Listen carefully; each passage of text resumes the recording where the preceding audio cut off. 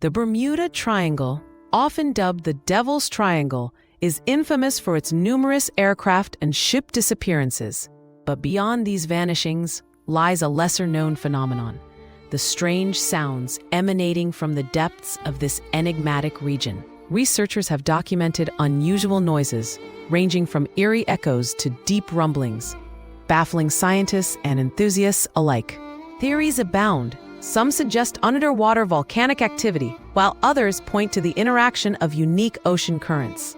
Despite advancements in technology, the source of these sounds remains unresolved, drawing adventurers eager to uncover the truth behind the enigma. What lies beneath the surface of this notorious triangle, hiding its secrets in silence?